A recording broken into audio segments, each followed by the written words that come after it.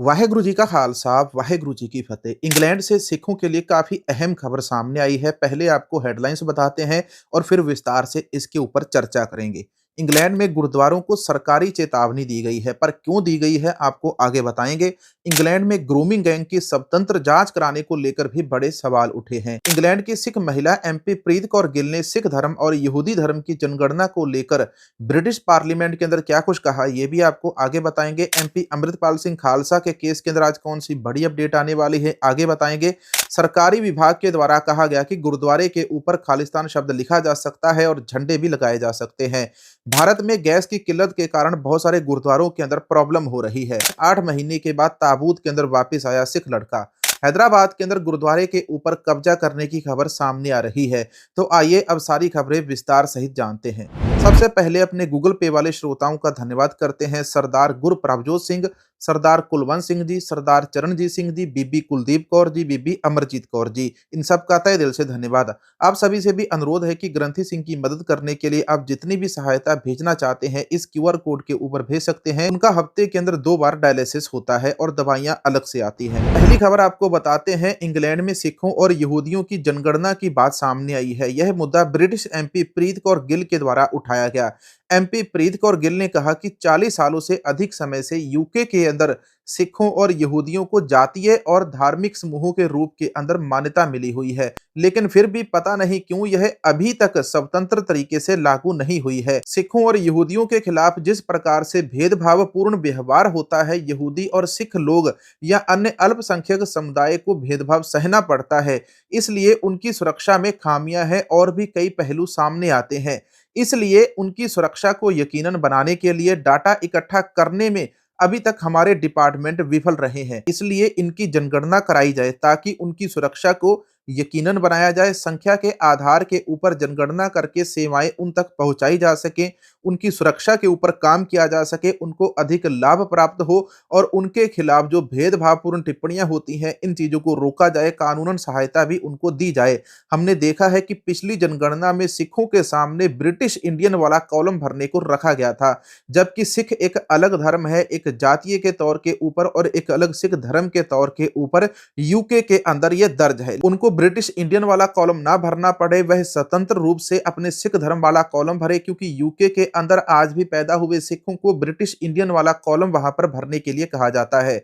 इसलिए एमपी प्रीत कौर गिल ने जिस प्रकार की आवाज वहां पर बुलंद की है, यह सिख धर्म के लिए एक बहुत बड़ी खबर यूके से निकलकर सामने आती है। यूके से दूसरी खबर हमारी आती है ग्रूमिंग गैंग के साथ जुड़ी हुई। यूके के अंदर ग्रूमिंग गैंग बहुत ज्यादा एक्टिव है। पहले ग्रूमिंग गैंग की परिभाषा सुने, ये काम कैसे करता है। स्ट्रीट ग्रूमिंग का मतलब होता है यौन गतिविधि या शोषण, जिसमें जानबूझकर किसी बच्चे से दोस्ती करके उसके साथ भावनात्मक इमोशनल संबंध स्थापित किए जाते हैं। बच्चों की झिझक को कम करने के लिए उन्हें उपहार दिए जाते हैं, शराब दी जाती है, नशीले पदार्थों और दवाओं का उपयोग भी इसके अंदर शामिल होता है।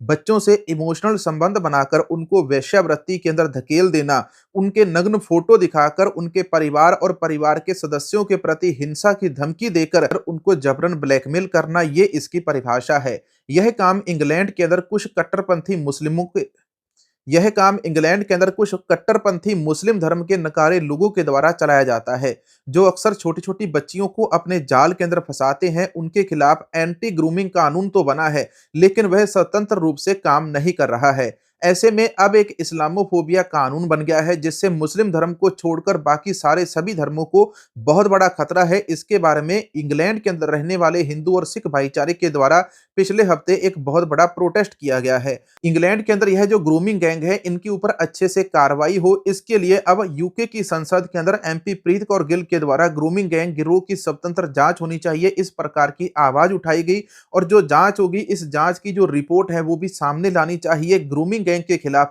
सख्त कार्रवाई होनी चाहिए, किसी को भी बख्शा नहीं जाना चाहिए। एमपी प्रीत कौर गिल के द्वारा इस बारे में भी वहां पर बातें रखी गई है। तीसरी बड़ी खबर आपको बताते हैं, सिलेंडर ना मिलने के कारण लंगर की समस्या सामने आ रही है। पश्चिम एशिया के अंदर जो कुछ चल रहा है, यहाँ पर चलते संघर्ष के बीच में गैस और तेल को लेकर सभी देशों के अंदर चिंता छाई हुई है। अब ऐसे के अंदर भारत और पंजाब के अधिकतर गुरुद्वारों के अंदर सिलेंडर नहीं मिलने से लंगर बहुत ज़्यादा प्रभावित हो रहे हैं। भारत के बड़े से बड़े मंदिर हो जहाँ पर लंगर मिलता हो, या भारत के बड़े से बड़े या छोटे से छोटे गुरुद्वारे भी, वहाँ पर सिलेंडर ना मिलने के कारण लंगर बनाने के अंदर मुश्किल आ रही है। अभी भारत के अंदर केवल 2 जहाज आए हैं तेल और गैस के, लेकिन इससे तो एक कहावत सिद्ध होती है कि ऊँट के मुँह के अंदर जीरा। ये वाली कहावत यहाँ पर सिद्ध होती है। आप इसके बारे में क्या कहोगे? टिप्पणी करके ज़रूर बताना।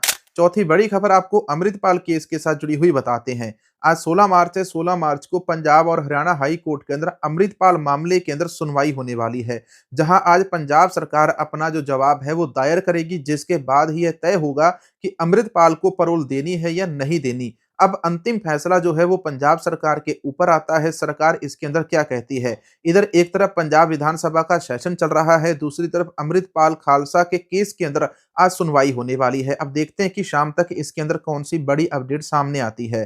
पांचवी बड़ी खबर आपको बताते हैं, जो कि यूके के इंग्लैंड के एक गुरुद्वारा साहिब को चेतावनी देने के बारे में सामने आती है, और यूके के इसी गुरुद्वारा साहिब के ऊपर खालिस्तान का बोर्ड लगाने को लेकर भी सामने आती है। चैरिटी कमीशन फॉर इंग्लैंड के द्वारा यूके के एक गुरुद्वारा साहिब, गुरुद्वारा श्री गुरु सिंह सभा सलो को एक चेतावनी दी गई। ये चेतावनी बड़ी नॉर्मल सी चेतावनी है, पर दूसरा खालिस्तान वाला बोर्ड लगाने के ऊपर भी बड़ी अपडेट इसी गुरुद्वारा साहिब के साथ जुड़ी हुई है। पर जो चेतावनी है ये है तो चेतावनी ही, लेकिन ये पब्लिक के सामने आ चुकी है। गुरुद्वारे की डोनेशन फंड के जो खाते होते हैं उनकी रिपोर्ट चैरिटी कमीशन को ना देने के कारण चेतावनी दी गई है। गुरुद्वारे ने पिछले 5 सालों के खाते की जो रिपोर्ट है वो दर्ज नहीं करवाई, उसको लेट कर दिया है। इसके अलावा जो खालिस्तानी बोर्ड को लेकर शिकायत की गई थी उसके ऊपर भी गवर्नमेंट ऑफ यूके ने कहा है कि खालिस्तान का बोर्ड लगाना कोई अपराध नहीं है, और खालिस्तान का बोर्ड गुरुद्वारे के ऊपर लगा सकते हैं। खालिस्तान शब्द गुरुद्वारे के ऊपर यूके के अंदर लिख सकते हैं, इसके ऊपर कोई भी प्रॉब्लम नहीं है। लेकिन चैरिटी कमीशन फॉर इंग्लैंड के द्वारा यूके के गुरुद्वारे को एक बेसिक सी चेतावनी दी गई है कि आपने फंड की जो लिस्ट अभी तक जमा नहीं करवाई, आप इस लिस्ट को जल्द से जल्द जमा करवाइए। छठी खबर हमारी पंजाब के एक नौजवान सिख लड़के के साथ जुड़ी हुई है।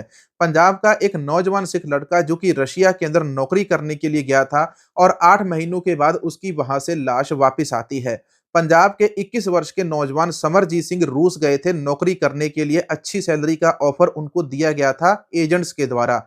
समरजीत 2025 के अंदर रशिया के अंदर गए थे, और वहां पर उनको जबरन रूसी फौज के अंदर भर्ती कर लिया गया। माय फ्रेंड, पुतिन करने वाले बहुत ज्यादा गुणगान करते हैं रशिया का, लेकिन इनके द्वारा कभी भी आंकड़ा जारी नहीं किया गया कि रशिया के अंदर कितने नौजवान गए हैं, रशिया की फौज के अंदर कितने नौजवानों को जबरदस्ती वहां पर भर्ती किया गया। इसीलिए कहते हैं कि माय फ्रेंड पुतिन कहने वाले अभी तक इसके ऊपर नहीं बोलते हैं।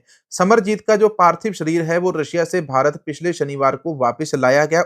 परिवार ने सरकार से गुजारिश की थी कि एजेंटों के ऊपर कार्रवाई की जाए, लेकिन इसके अंदर कोई भी ठोस कार्रवाई नहीं की गई और ना ही इसका कोई नतीजा निकला।